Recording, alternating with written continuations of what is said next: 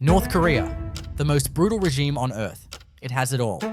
Nuclear weapons, the fourth largest standing army in the world, and a taste for war. Ruled by Kim Jong Un, the third man in North Korea's unbroken line of succession. But the most intriguing question on everyone's lips is who comes next. If anything happened to the great leader, they will almost certainly be a purge. And the fate of the Kim dynasty would come down to two rivals.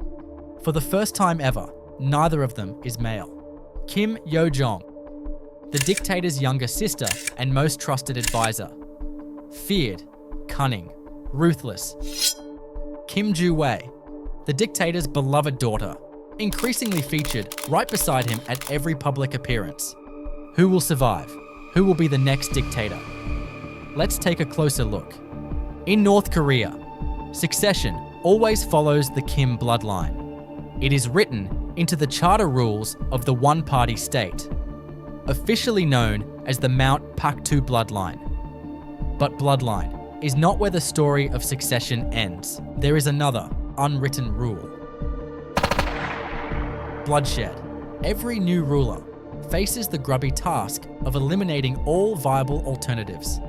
Anyone who could seriously challenge them for the top spot usually meets the same fate: purging or execution.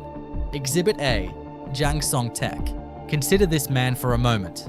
This was not some rival politician. This was Kim Jong-un's uncle, his father's most trusted deputy, the man who by all accounts helped to secure the young dictator's consolidation of power in the days immediately after his father died. But in North Korea, things change fast. Friends in the morning can be branded traitors in the afternoon. In December 2013, exactly 2 years after his father's death, when Kim Jong-un had learned the ropes and consolidated power, his uncle had outlived his usefulness. Jang Song-taek was arrested in public, dragged out of a Politburo meeting like a common criminal by uniformed security officers, with other officials nervously watching in silence. The man who was once number 2 in the regime had instantly become a nobody. State media then broadcast his humiliation nationally, called him a traitor, a capitalist, a conspirator. Jang was executed by firing squad, but not the way you think. The regime reportedly used anti-aircraft guns to execute him, sending a chilling message to all comers. Which begs the question, will Kim Jong-il one day execute her aunt using this same method? Or will her ruthless aunt seize power for herself to avoid this fate? Does Kim Yo Jong really have it in her to eliminate her niece and grab power for herself? Or would she only do it if her survival was at stake? Back in 2020, when the great leader Kim Jong-un disappeared for a month after reportedly having heart surgery, Kim Yo Jong displayed her thirst for power, dominating the news cycle.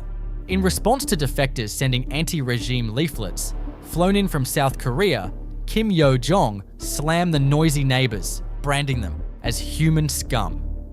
And then she did the unthinkable. She literally blew up the joint liaison office building between North and South Korea with 100 kilograms of TNT. She reportedly purges the ranks often, keeping everyone on edge. She is also known, infamously, for sending officials to be executed by firing squad for minor offenses. Even senior officials close to her brother got summarily executed on her orders, sending a chilling message down the ranks. Don't sit too close to the fire. Keep a distance and you will enjoy the warmth. But if you get too close to the great leader, you are more likely to get burned. But even the great leader, Kim Jong-un, had grown weary of his powerful sister, quietly demoting her to less prominent positions in 2021 before restoring her to the top table 4 years later. This wing-clipping exercise to keep her in check tells you all you need to know. She is very ambitious and, if left unchecked, dangerous. Kim Jong-il has gone through her own evolution. The once cute and chubby little girl with pigtails has morphed into a regal and polished would-be successor, clearly being groomed for power. She now appears shoulder to shoulder, right beside her father, the great leader, which historically is very unusual. Her cunning and ambitious aunt, now relegated to the background, with other regime minions and apparatchiks. Zhu Wei oozes confidence and self-assurance, almost always in matching outfits with the great leader, in high-profile settings like military inspections. Even Kim Jong-il and Kim Jong Un didn't get this much spotlight at such a young age, perhaps because she would be the first female dictator in the male-dominated patriarchal regime. Kim Jong-un needs a longer runway to sell the idea to the North Korean public.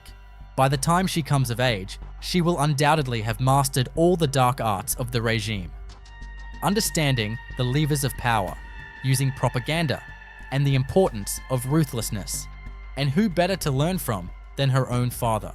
In February 2017, the ruthless dictator sent North Korean agents to assassinate his own brother, Kim Jong-nam, at Kuala Lumpur International Airport.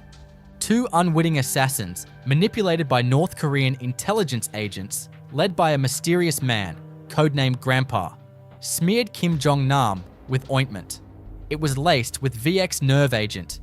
The dictator's brother, gasping for breath under the haunting gaze of CCTV cameras and airport strangers.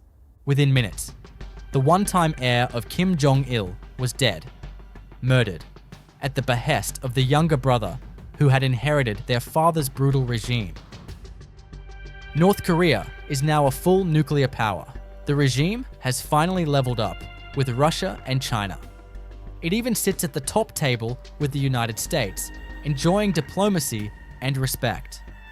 All this is the handiwork of Kim Jong-un, who has proven to be far more capable at playing geopolitics than his father and grandfather before him. The regime is richer and more powerful now than it has ever been. So what do you think? Who will inherit the brutal regime when Kim Jong-un finally logs out? Will it be Kim Yo Jong, Kim Ju Wei, or someone else?